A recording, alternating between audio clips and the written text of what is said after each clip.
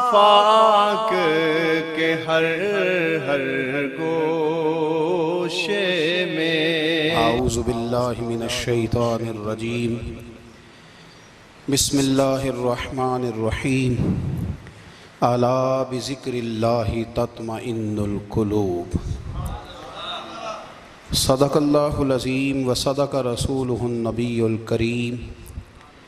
ان اللہ وملائکتہ یصلون علی النبی یا ایہا الذین آمنوا صلوا علیہ وسلموا تسلیما۔ اللہم صل علی سیدنا و مولانا محمد معدن الجود والکرم وآلہ وصحبہ وبارک وسلم۔ تمام تعریفیں، حمد و ثنا اللہ تعالی جل جلالہ کے لیے۔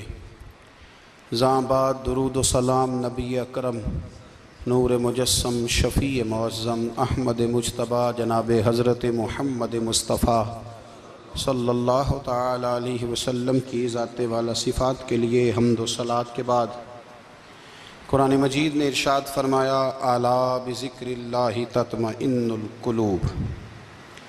فرمایا خبردار ہو جاؤ، اللہ کے ذکر میں ہی دلوں کا اطمینان ہے، اللہ کے ذکر میں دلوں کا چین ہے۔ لوگ بہت سارا مال، بہت ساری دولت، بہت ساری عقل اور بہت سارا شعور ہونے کے باوجود بے سکون ہیں۔ جس چیز نے زمانے کو تکلیف میں مبتلا کر دیا ہے اور جو چیز ڈھونڈنے سے نہیں ملتی وہ اطمینان ہے، وہ قرار ہے۔ لوگ بھیک مانگتے ہیں، منت کرتے ہیں، دہائی دیتے ہیں کہ کہیں سے سکون کی دولت مل جائے، لیکن وہ میسر نہیں آ رہی۔ بڑے بڑے لوگ ہیں، اور میں عرض کر چکا ہوں کہ مالدار بھی ہیں اور عقل مند بھی ہیں، باشعور ہیں، پڑھے لکھے ہیں، پر قلبی سکون، راحت، اطمینان، چین انہیں میسر نہیں آ رہا۔ راتیں جاگ کر گزر جاتی ہیں، دن آزمائش میں بیت جاتا ہے۔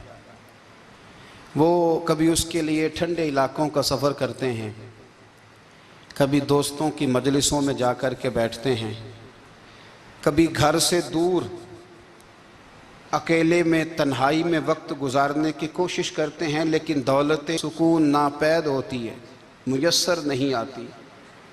عرش کا رب فرماتا ہے کیوں تو بھٹکتا پھرتا ہے، کیوں دائیں بائیں جاتا ہے؟ چپ کر کے مسجد آ جا اور لوگوں سے بچ کے تنہائی میں میرا ذکر کر۔ اللہ ملے گا کیا؟ فرمایا اعلیٰ بذکر اللہ تطمئن القلوب، میں تیرے بے چین دل کو چین عطا کر دوں گا۔ وہ تیرا تڑپتا اور پھڑکتا ہوا مزاج، اسے میں سکون کی دولت دوں گا۔ یہ تجھے کہیں اور نہیں ملے گا، یہ میری یاد میں ملے گا۔ یہ چین، قرار، سکون تجھے یہیں میسر آئے گا۔ اطمینان قلبی زندگی کا حسن ہے بھائی، دولت سکون اصل ہے۔ بڑے ٹھنڈے کمرے میں کچھ لوگوں کو نیند نہیں آتی، اور داتا صاحب رحمۃ اللہ علیہ آپ جائیں تو دونوں سڑکوں کے بیچ جو فٹ پاتھ ہے نا، اس پہ بھی کچھ لوگ سوئے ہوتے ہیں۔ ادھر سے بھی گاڑیاں گزرتی ہیں، ادھر سے بھی گاڑیاں گزرتی ہیں، لیکن بس نیند ہے نا، اللہ کا فضل ہے، اس نے دے دی ہے، آنے والوں کو آ گئی ہے۔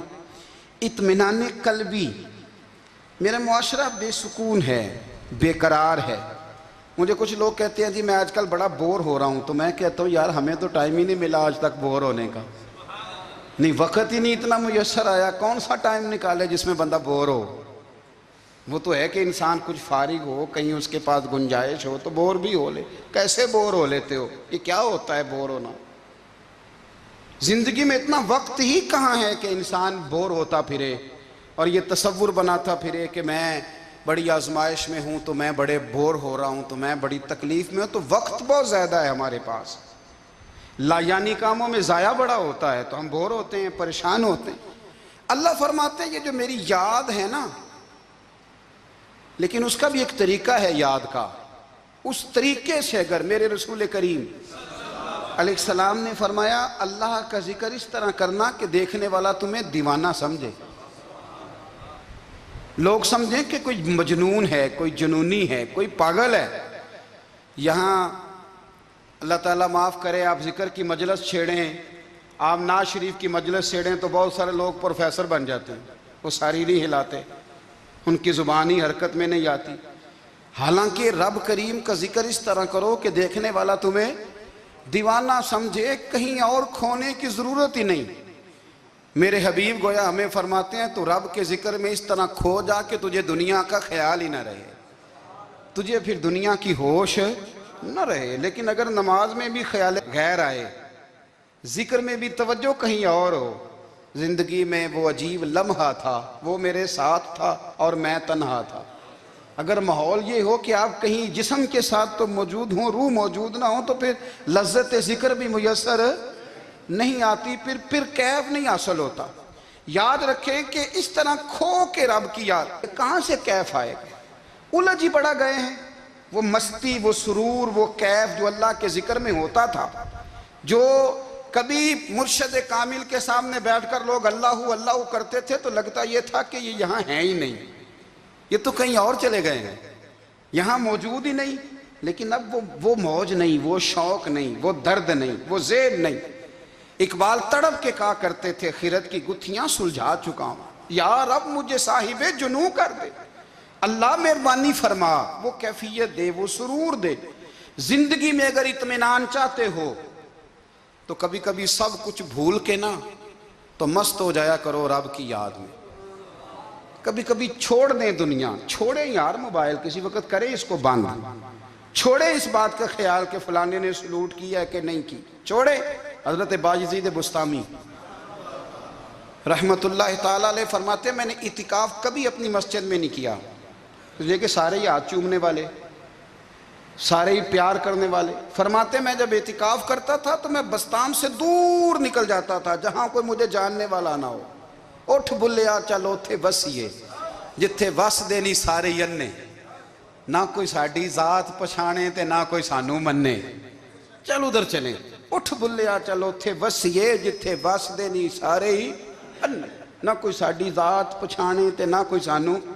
اتنا شوق ہے سلوٹ کرانے کا، اتنا شوق ہے تعارف کرانے کا، اتنا شوق ہے اپنا بتانے کا، تو یہ چیز غلبہ کر جاتی ہے، پھر نام رہ جاتا ہے، روح نہیں رہتی، پھر وجود رہ جاتا ہے، پھر باطن کی کیفیت نہیں رہتی۔ خدا را اپنے آپ کو بے چین نہ کرو، بے قرار نہ کرو، بے سکون نہ کرو، رب کی یاد میں آ جاؤ، درود و سلام میں آ جاؤ، نعت کے حسن میں آؤ، تلاوت کی دنیا میں آؤ، سجدوں کے نور میں آؤ۔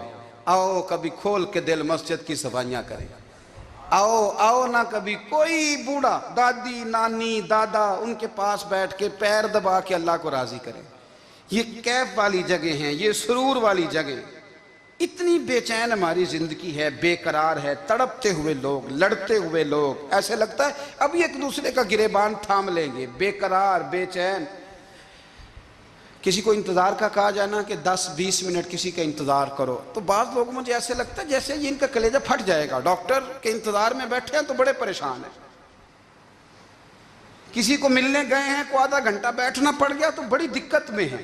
اپنے آپ کو سکون دیں۔ آپ یقین کریں بڑا مزہ آتا ہے، کبھی کسی کا انتظار کرنا پڑے تو 2-4 تسبیح درود شریف پڑھی جاتی ہے، یعنی ذوق بن جاتا ہے کہ چلو اللہ نے موقع دیا ہے، کوئی سرکار کو یاد کر لیں، تنہائی مل گئی۔ ہمارا مزاج جس سختی کا شکار ہے، وہ سختی آہستہ آہستہ ہمیں زیادہ آزمائش میں ڈال گئی۔ تو میرے بھائی زندگی میں اطمینان حسن ہے، اور وہ سب سے زیادہ اللہ کی یاد میں ملتا ہے، وہ سب سے زیادہ رب کریم کے ذکر میں۔ سب سے زیادہ جو چاہتا ہے نا دل ٹھنڈا رہے، زبان میٹھی رہے، وہ مدینے والے محبوب پہ درود و سلام پڑھا کرے، وہ حضور پہ درود و سلام پڑھا کرے، زبان میٹھی رہے گی۔ میرا ذاتی تجربہ ہے کہ جو آدمی اپنے اخلاق سنوارنا چاہے وہ حضور پہ درود شریف پڑھے، جو اپنے اخلاق سنوارنا چاہے، طبیعت کو ٹھنڈا رکھنا چاہے، وہ درود شریف پڑھے، اس کا دل سکون میں آئے گا۔ کچھ کام اور ہیں زندگی میں اطمینان کے لیے، ان کا ہونا بھی بڑا ضروری ہے۔ سب سے پہلے اگر آپ چاہتے ہیں نا زندگی میں سکون ہو تو حقیقتوں کا سامنا کرنا سیکھیں. آپ جو ہیں وہ رہنا سیکھیں. جو آپ نہیں ہیں وہ بننے کی کوشش نہ کریں. حقیقت کا سامنا کرو گے تو زندگی اطمینان میں آ جائے. ہم نے نا بہانے بنا لیے ہیں، ہیلے بنا لیے ہیں، جھوٹ کے سہارے اپنے آپ کو اونچا کر لیا. ایک آدمی سے کہا جاتا ہے تو رشوت نہ لے، تو کہتا ہے میں غریبوں سے نہیں لیتا. تو میرا سوال یہ ہے کہ امیروں کا حساب لینے کی اللہ نے تیری ڈیوٹی لگائی ہے، تیرے ذمہ لگایا ہے کہ تو امیروں کا حساب کر. تمہیں کیا ضرورت پڑی ہے؟ ہم نا بہانہ کرتے ہیں. رشوت لینے والے کا الگ بہانہ ہے اور سفارش والے کا الگ بہانہ ہے. حقیقت کا سامنا کریں. حقیقت کا جو میرے ذمہ داریاں ہیں وہ میں نے پوری کرنی. جو آپ کی ذمہ داریاں ہیں وہ آپ جان نہ چھڑائیں. حقیقت پسند بنیں. میرے رسول کریم پھر پڑھیے درود شریف صلی اللہ تعالی علیہ وسلم. حضور صلی اللہ علیہ وسلم نے فرمایا کہ میری بیٹی سیدہ فاطمہ الزہرا رضی اللہ تعالی عنہا صرف جنتی نہیں، جنتی عورتوں کی سردار ہے. لیکن حضور نے یہ بھی فرمایا کہ فاطمہ یہ خیال رکھنا اگر اللہ نے حساب پوچھا تو حساب تم نے خود دینا ہے. نہیں، حقیقت کی طرف توجہ کرائی حضور نے. وہ صرف جنتی نہیں، جنتی عورتوں کی سردار ہیں، پر حقیقت کی جانب توجہ. میں حقیقت یہ ہے کہ اگر مالک نے حساب پوچھا تو اس کی تیاری بھی کرنی ہے. دیکھیں نا، ہمیں کچھ یقین نہیں. اللہ معاف کرے کہ ہمارا حساب کیسا ہوگا، لیکن کتنے آزاد ہیں. یعنی بڑی دلیری سے بندے کہتے ہیں فجر نہیں پڑھتا جی، 3 پڑھتا ہوں جی، شاہ رہ جاتی ہے جی، کپڑے صاف، بڑی دلیری سے. اور سیدہ فاطمہ الزہرا نے ساری رات مصلی باندھ رکھا ہے، حالانکہ انہیں یقین تھا کہ رب مجھے بغیر حساب کتاب جنت دے گا. حقیقت کا سامنا کریں. جو حقوق آپ کے ہیں وہ آپ نے ادا کرنے ہیں. جو ذمہ داریاں ہیں وہ ذمہ داریاں ہیں. دیکھیں نا، حضرت موسیٰ کلیم اللہ علیہ السلام کے پاس اسرائیل روح نکالنے آئے تو حضرت موسیٰ نے تھپڑ مارا، آنکھ نکال دی. واپس گئے. اللہ انہوں نے تو جلال فرمایا ہے. کہا موسیٰ علیہ السلام سے کہیے بیل کی پشت پر ہاتھ رکھیں، جتنے بال ان کے دستے مبارک کے نیچے آئیں گے اتنے 1000 سال ان کی عمر بڑھا دی جائے گی. یعنی میرے کان میں کوئی بتا دے کہ جناب 60 سال بڑھ گئی، یا آپ کے کان میں کوئی کہہ دے تو خوشی ہوتی ہے کہ نہیں؟ لیکن یہ حقیقت پسندی نہیں، اس لیے کہ 60 بھی گزر جائیں گے، 70 بھی. یہ حقیقت نہیں. حضرت موسیٰ کلیم، چلے میں مثال دیتا ہوں، سمجھ لے 10 بال، حالانکہ بہت زیادہ آتے ہوں گے، 10 بال اگر حضرت موسیٰ کے ہاتھ کے نیچے آئے تو 10,000 سال تو عمر بڑھ گئی نا. 10 یعنی 10 سال نہیں، 10 100 نہیں، 10 بہت زیادہ تھی نا. تو حضرت موسیٰ کلیم اللہ علیہ السلام سے آ کے عرض کیا گیا حضور بیل کی پشت پر ہاتھ رکھیں، جتنے آپ کے ہاتھ کے نیچے بال آئیں گے اتنے 1000 سال عمر بڑھ جائے گی. تو حضرت موسیٰ نے حقیقت پسندی والی بات کی. فرمایا پھر کیا ہوگا؟ 10,000 سال کے بعد پھر کیا ہوگا؟ کہا حضور جانا تو پھر بھی ہے. فرمایا پھر ابھی چلتے ہیں. اگر جانا ہے نا، جانا ہے تو پھر، اگر جانا ہے تو پھر ابھی. اور سجنوں اگر نماز پڑھنی ہے تو ابھی کیوں نہیں؟ اگر داڑھی رکھنی ہے تو پھر رمضان کا انتظار کیوں کریں؟ ابھی کیوں نہیں؟ اگر سچ بولنا ہے تو پھر، اگر رزق حلال کھانا ہے تو پھر انتظار کا ہے. حقیقت ہوتی ہے، بہانہ ہوتا ہے. حقیقت چھپ نہیں سکتی بناوٹ کے اصولوں سے، کیونکہ خوشبو آ نہیں سکتی کبھی کاغذ کے پھولوں سے. یہ بات یاد رکھیں. اگر جانا ہے تو حضرت کلیم فرمانے لگے پھر 10,000 سال کے بعد بھی جانا ہے تو آج بھی. ہمیں بے قراری زندگی میں اس لیے کہ ہم حقیقت پسند نہیں، ہم بہانوں میں، ہم ہواؤں میں جیتے ہیں، ہواؤں میں، خیالات میں زندگی گزارتے ہیں. بڑا ٹائم پڑا ہے. مثلاً کتنا میرے رسول کریم صلی اللہ تعالیٰ علیہ وآلہ وسلم نے ایک دن صحابہ سے فرمایا تمہیں حیا نہیں آتی؟ حضور کیا ہوا؟ فرمایا وہ والے مکان بناتے ہو جن میں تم رہ نہیں سکتے، وہ والا مال جمع کرتے ہو جو کھا نہیں سکتے، حیا نہیں آتی؟ عرض کی حضور حکم کریں. تو محبوب فرمانے لگے جوتے کا ایک تسمہ بند کرتا ہوں تو سوچتا ہوں دوسرا بند کرنے سے پہلے موت آ جائے گی. ایک سانس اندر جاتی ہے تو دوسرا آنے سے پہلے میں یاد کرتا ہوں کہ مجھے دنیا سے جانا ہے. تمہیں حیا نہیں آتی؟ وہ مکان بناتے ہو جن میں رہ ہی نہیں سکتے، وہ مال جمع کرتے ہو جو کھا. حقیقت پسند نہیں بھائی ہم. بہت سارے لوگ ہیں بڑی باتیں سناتے ہیں, بڑی. میں کہتا ہوں اصل میں نا زیادہ باتیں سنا کے نا بیچارہ اپنے آپ کو مطمئن کرنا چاہتا ہے. اصل بات یہ ہے کہ اندر سے نا ہلا ہوا ہے, کچھ بھی نہیں. بڑا زیادہ ہنستا ہے اور مجھے لگتا ہے کہ کوئی گہرا زخم چھپا رہا ہے. اس لیے ملمہ سازی, حقیقت پسند بنو, حقیقت پسند. یاد رکھنا, من ترک صلاۃ متعمدا فقد کفر. میرے رسول نے حقیقت بیان کی, فرمایا جس نے ایک نماز بھی جان بوجھ کے چھوڑی اس نے رب کے رب ہونے کا انکار کیا, اس نے کفران نعمت کیا. یہ حقیقت ہے, کوئی کلیریفیکیشن نہیں, کوئی وضاحت نہیں. جو نماز نہیں پڑھتا, جھوٹ بولتا ہے, غلط بیانی کرتا ہے. جو شخص رزق حرام کما کے کہتا ہے کہ اس کے بغیر گزارا نہیں چلتا, وہ جھوٹ بولتا ہے. اس لیے کہ رب فرماتا ہے جب تجھے پیدا کیا ہے تو تیرا رزق میرے ذمہ ہے.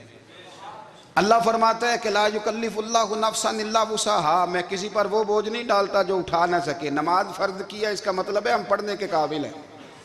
اس نے ہمارے ذمہ داریاں لگائی ہیں تو مطلب یہ ہے کہ ہم ذمہ داریاں ادا کرنے کے قابل ہیں, ورنہ وہ کہتا ہے میں وہ بوجھ ڈالتا ہی نہیں جو تجھ سے اٹھایا نہ جائے.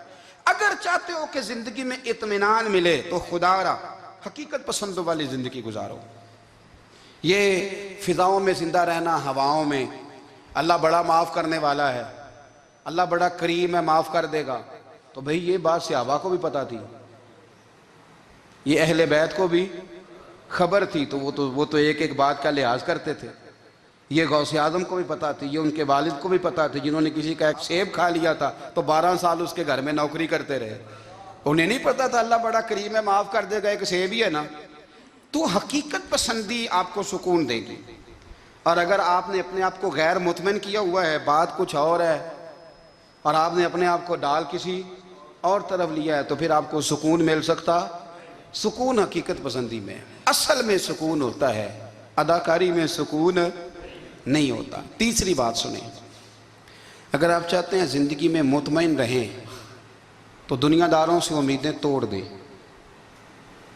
اللہ اور اس کے رسول سے امید وابستہ کریں, اولیاء اللہ سے امیدیں وابستہ کریں, صحابہ اور اہل بیت سے امیدیں, اللہ اور اللہ والوں سے امیدیں, دنیا داروں سے امیدیں. آپ کو پتہ ہے دنیا دار کی تباہی کب ہوتی ہے؟ جب انہیں خوشامدی مل جاتا ہے. چودھری کا بیڑا اس وقت غرق ہوتا ہے جب اسے چودھری کہنے والے زیادہ ہو جاتے ہیں. سیٹھ صاحب اور نواب صاحب بیچارے تباہ تب ہوتے ہیں بھولے پن میں, جب ان کے دائیں بائیں ریلا ہوتا ہے سیٹھ صاحب کہنے کا. لوگ انہیں کھانا چاہتے ہیں, پیار ان کا نہیں ہوتا, ان کی جیب کا ہوتا ہے. محبت ان سے نہیں ہوتی, ان کی کرسی سے ہوتی ہے. ضروریات کا پیار ہوتا ہے, تباہ کر دیا جاتا ہے. ہماری ساری توقعات دنیا داروں سے وابستہ ہو گئی ہیں. ناراض نہ ہونا, پیروں نے, مولویوں نے, درویشوں نے, انہوں نے بھی سیٹھ رکھے ہوئے جلسوں کی صدارت کرانے کے لیے. یعنی مذہبی جلسہ ہے, اس میں بہت زبردست پڑھے لکھے صاحب تقوی عالم کا خطاب ہے, اور کی صدارت وہ بندہ کر رہا ہے جس نے عشاء کی نماز بھی نہیں پڑھی. وہ بندہ صدارت کر رہا ہے, کیوں؟ اس لیے کہ اس نے ₹1,00,000 دیا محفل میں. خدا را دنیا داروں سے امیدیں چھوڑ دیں, ورنہ آپ کمزور پڑ جائیں گے, آپ کی امیدیں ٹوٹیں گی. کتنا کمزور ہے وہ شخص جو 2-4 ہزار کے لیے کسی بندے کی چاپلوسی کرتا ہے, اس کے پیچھے بھاگتا ہے, خوش آمدیں کرتا ہے, تھوڑے سے نوٹوں کے لیے. دکھ سکھ میں کام آئے گا اس کام کے لیے. میرے رسول کریم علیہ السلام نے فرمایا جس نے بندوں کو راضی کرتے کرتے رب کو ناراض کر دیا, اس کی دنیا بھی گئی اور آخرت بھی گئی. اور فرمایا جس نے بندوں کی پرواہ نہیں کی, اللہ کو راضی کیا, فرمایا اگر رب راضی ہو گیا تو لوگوں کے دلوں میں بھی محبت پیدا فرما دے گا. کیا ضرورت ہے خوشامد کرنا دنیا داروں کی, سیٹوں کی, نوابوں کی, چاپلو. اور میں آپ کو ایک بات بتاؤں, ہوتا پتہ کیا ہے, یہ جو حب جا اور حب با ہوتی ہے نا, اس سے پیٹ نہیں بھرتا. آپ کو اگر خوشامد کرنی ہے تو پھر آپ کو ساری زندگی کرنی ہے. پھر ان کو بھی پتہ ہوتا ہے کہ تعلق کس بنیاد پر ہے, اس میں کبھی بھی خلوص پیدا نہیں ہوتا. آپ بے چین رہتے ہیں, بے قرار رہتے ہیں, آپ کو تکلیف رہتی ہے ہمیشہ. کبھی بھی دنیا داروں سے امیدیں وابستہ نہ کریں. ایک بات سنیں بڑی شاندار, امام غزالی نے لکھی ہے, امام غزالی فرماتے ہیں کہ ہارون رشید نا حج کر کے واپس آیا بغداد میں، تو کونے میں حضرت بہلول دانا بیٹھے تھے، رش بہت تھا، مجمع بڑا تھا۔ حضرت بہلول دانا بھی سڑک کے کنارے بیٹھے تھے، تو سپاہی کہنے لگے یہاں سے اٹھ جاؤ، فرمانے لگے ہارون رشید کی زمین نہیں، زمین میرے رب کی ہے، میں کیوں اٹھوں؟ وہ قریب سے گزرا تو سلام لی، تو آپ نے اس کا پروٹوکول دیکھا تو فرمانے لگے ہارون رشید تجھ سے تگڑے تگڑے موٹے موٹے پروٹوکول میں نے لوگوں کے دیکھے ہیں، اور یہ جو تیرے دائیں بائیں آج تیرے نعرے لگا رہے ہیں، یہ پہلے ان لوگوں کے نعرے لگایا کرتے تھے، اور تھوڑا وقت گزرنے دے، جو تیرے بعد آئے گا نا، یہ سارے پھر ان کے نعرے بھی لگائیں گے۔ تو جھوٹ کی دنیا میں زندہ ہے، ان سے تو نے امیدیں وابستہ کی ہیں، یہ کل اس کے نعرے لگائیں گے۔ اس کے دل پہ بڑا اثر ہوا، گھوڑے سے اتر آیا، آگے کہنے لگا حضور آپ نے مجھے بڑی اچھی نصیحت کی ہے، میرا دل بڑا ٹھنڈا ہوا ہے، میں نے سنا ہے آپ مقروض ہیں، کچھ لوگوں کا قرض، تو مجھے کوئی حکم ہی کر دیں۔ آپ ہنسنے لگے، فرمانے لگے یار تو بڑا ہی بیوقوف ہے، بڑا ہی بیوقوف ہے تو، میں تجھے نصیحت کر رہا ہوں تو مجھے الجھا رہا ہے، حضور کوئی حکم کر دیں۔ کیا خوبصورت انداز ہے رب کریم کے بندوں کا۔ حضرت بہلول دانا فرمانے لگے تیرا رب کون ہے؟ کہا اللہ، تو فرمایا میرا کون ہے؟ کہا اللہ۔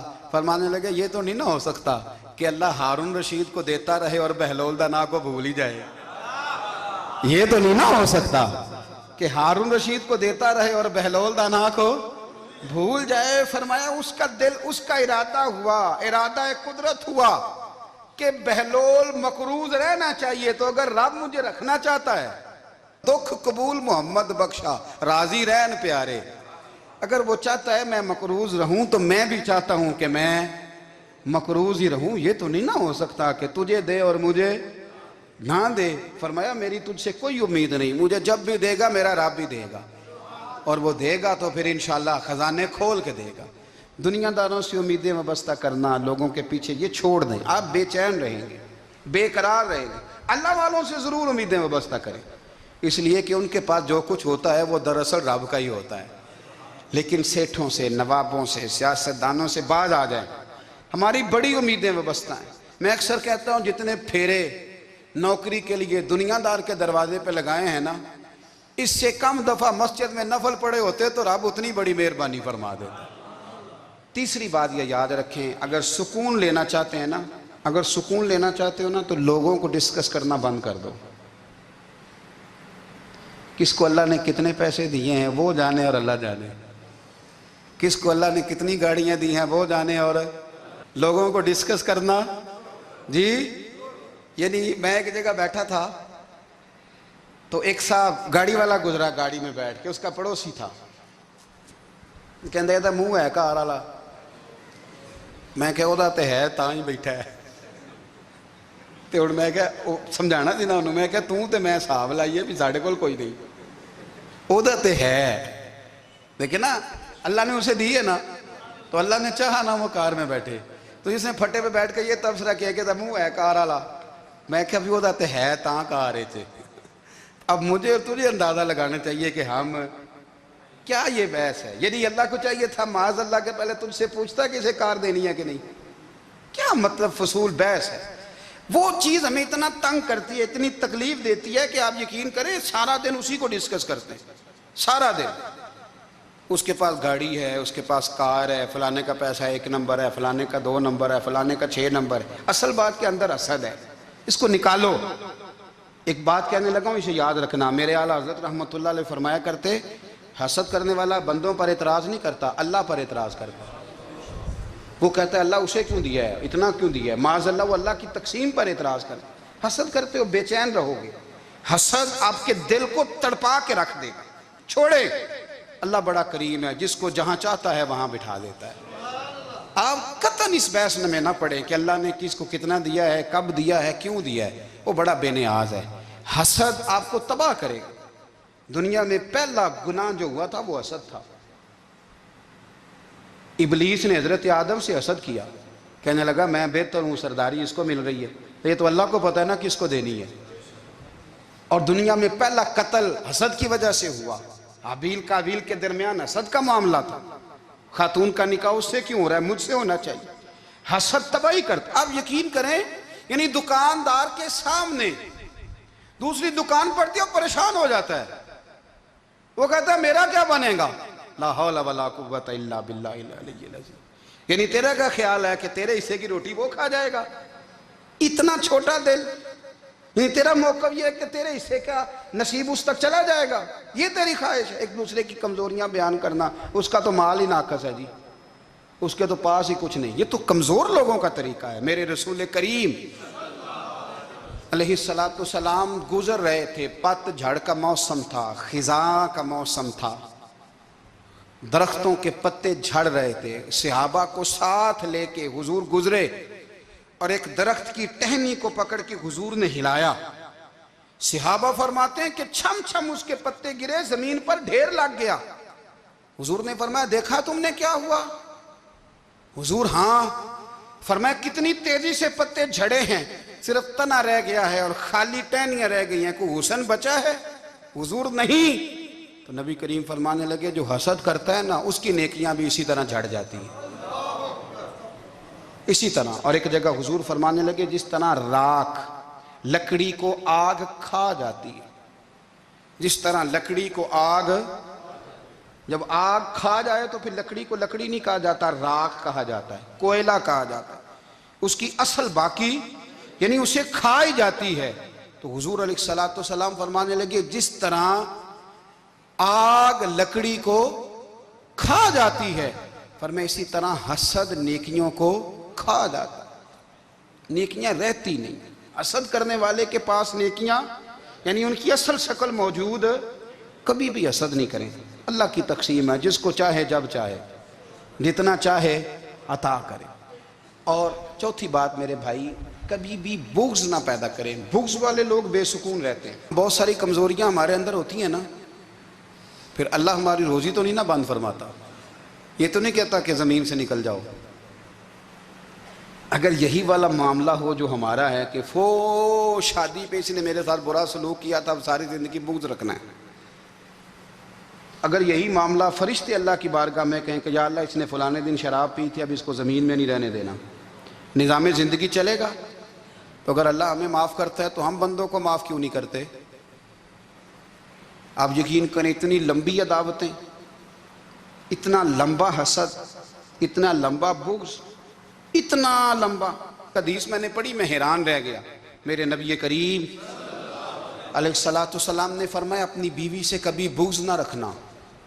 اگر اس کی ایک بات ناپسند ہو تو اسے چھوڑ کے وہ بات دیکھو جو تمہیں پسند ہے. میں اس حدیث کو پڑھ کے سوچنے لگا کہ کیا بیوی کا بھی بغض رکھتے ہیں لوگ؟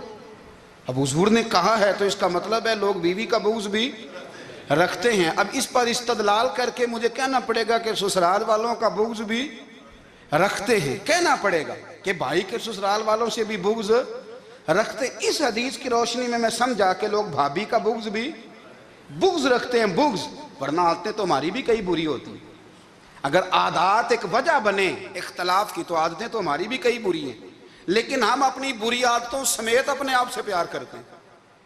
اور سامنے والے کی ایک بھی عادت بری ہو تو اس سے بغض رکھتے ہیں. بغض نہ پیدا کریں. میرے نبی پاک علیہ السلام نے فرمایا کچھ چیزیں تمہارے دین کو مونڈ ڈالیں گی، تباہ کر دیں گی، کاٹ دیں گی. حضور کون سی؟ فرمایا حسد، تکبر اور بغض، یہ تمہارے دین کو تباہ کر دیں.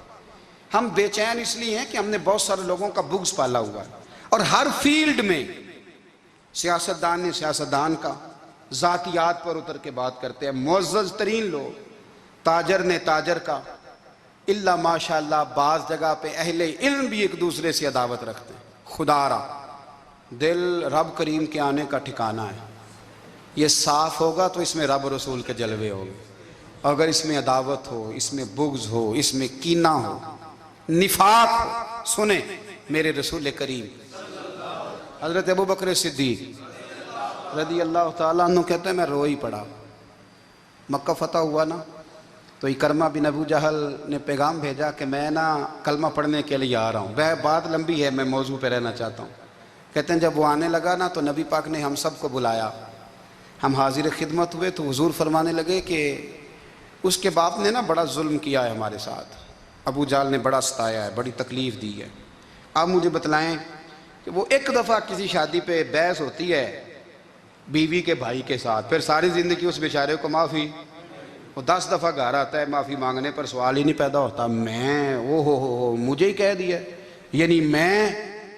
یعنی پھر مجھے ہی کہہ دیا آپ نے، اور میری شان میں بے ادبی، اور پھر میں معاف کر دوں؟ توبہ توبہ توبہ، یہ کیسے ہو سکتا ہے؟ میری ناک نیچی ہو جائے گی، اور آپ نے مجھے کہہ دیا، سوال ہی نہیں پیدا ہوتا۔ اور یہ رونا میں اکثر ہوتا ہوں کہ شادی والے دن داماد صاحب کا زیادہ دماغ خراب ہوتا ہے۔ جب چھوٹی سالی کی شادی ہوتی ہے نا، اس دن اس کو بخار چڑھتا ہے، کوئی اس کو کان میں کہتا ہے تیری عزت نہیں کر دے، اس دن اس کا دماغ خراب ہو جاتا ہے، بچے اٹھا کے نکل آتا ہے، وہ بیچارہ سسر منتیں کر رہا ہوتا ہے کہ تیری مہربانی آ جا، یہ عزت کرا رہا ہے۔ تو میں نے کہا احتجاج کر کے جو عزت کرائی جاتی ہے وہ عزت نہیں ہوتی۔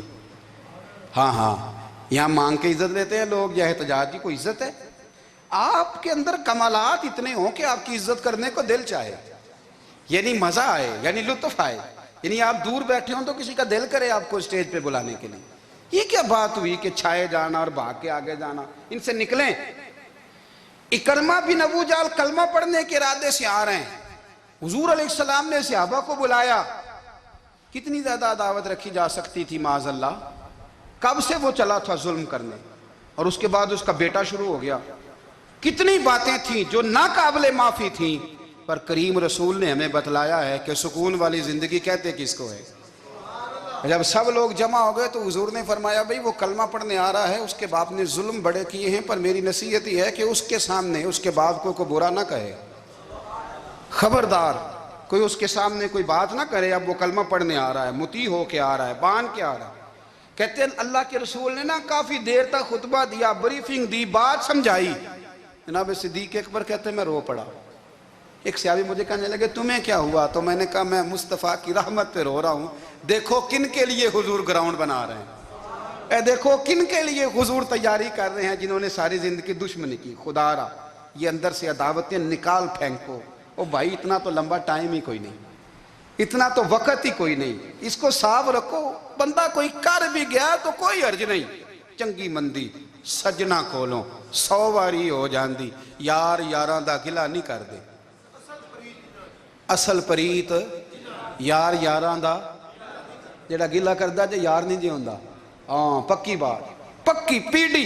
میرا ایک سنگی مجھے آ کے آنے لگا فلانی جگہ بندہ یہ بات کر رہا تھا، میں کہ تو اوتھے ہی سے سوندا سے تم ہی نال ہی سے، میرا تو سجن بات سن ہی نہیں سکتا۔ چنگی مندی سجنا کولوں 100 واری ہو جاندی، یار یاراں دا گلا نہیں کر دے، اصل پریت جنہ دی۔ ہاں جو بندے پھر ہوتے اس طرح کے ان کے لیے بھی میاں صاحب نے کہا ہے، ان کے لیے بھی میاں صاحب نے کہا ہے، ان کے لیے بھی آپ نے بات ارشاد فرمائی ہے۔ آپ نے فرمایا چنگا ہویا لڑ نیڑیوں چھٹا، کتے عمر نہیں لنگی ساری، بے قدران دی یاری کولوں توبہ لکھ لکھ باری، او چنگا ہویا لڑ نیڑیوں چھٹا، کتے عمر نہیں لنگی ساری۔ جو اس طرح کا تھا نا شکوے کرنے والا، بغض رکھنے والا، فرمایا بے قدران دی یاری کولوں توبہ، یعنی لاکھ تے لاکھ کنے ہو گئے، یعنی 2 لاکھ باری توبہ کی تھی انہوں نے، گنی نہیں جا سکتی جتنی میاں صاحب نے توبہ کر دی۔ بے قدرے دوست، بے قدران دی یاری کولوں توبہ لکھ لکھ باری، چنگا ہویا لڑ نیڑیوں چھٹا، کتے عمر نہیں لنگی ساری۔ تو مہربانی کریں، ایک تو اگر آپ مطمئن رہنا چاہتے ہیں تو کبھی کبھی نا مست ہو کے ذکر الہی کریں، مست ہو، وہ والا ذکر نہیں جس میں آپ موبائل بھی دیکھ رہے ہیں اور کہانیاں بھی۔ میرے سامنے کو بندہ جمعے والے دن یا تقریر کے درمیان تسبیح لے کے بیٹھ جائے تو میں اس سے پوچھتا ہوں تو دو کام ایک ٹائم جکے پہ کرنا ہے؟ میری بھی بات سن رہے ہو، تسبیح پڑھی تو ممکن ہی نہیں، تسبیح تو تسبیح ہے، جب وہ ہوگی تو پھر کوئی اور کام سوال ہی نہیں پیدا ہو۔ ایک تو ذکر کریں محو ہو، دوسری بات حقیقت کا سامنا کریں۔ آپ اگر مطمئن رہنا چاہتے ہیں تو حقیقت پسند بنیں۔ تیسری بات حسد چھوڑ دیں، دوسروں کو ڈسکس کرنا چھوڑ دیں، آپ یہ دیکھیں کہ اللہ نے مجھے کیا کچھ دیا، اس پہ راضی رہیں۔ اور چوتھی بات عداوت چھوڑ دیں، سینے میں کینہ چھوڑ دیں، آپ کی زندگی مطمئن ہو جائے گی، آپ خوشحال رہیں گے۔ وہ جو آپ لفظ کہتے ہیں نا کہ میں بور ہوں، میں پریشان ہوں، اس سے آپ نکل آئیں گے۔ اللہ ہمیں محبوب کی غلامی میں زندہ رکھے، غلامی میں موت